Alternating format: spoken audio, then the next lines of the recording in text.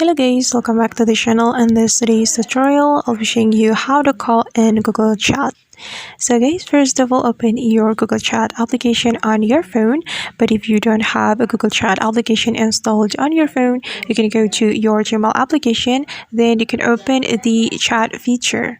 It will bring you to the same menu as in Google Chat. So this is the chat feature, guys. You can tap on it and select an account you want to call. You can search for the account right here on the search button, but you can also select the account from your room chat. And for me, I'm just going to select this account. I'm going to call this account. Tap on the account to open the room chat. Then we're going to click on this button to start the call. Tap on this button. Alright, and now the call is being started.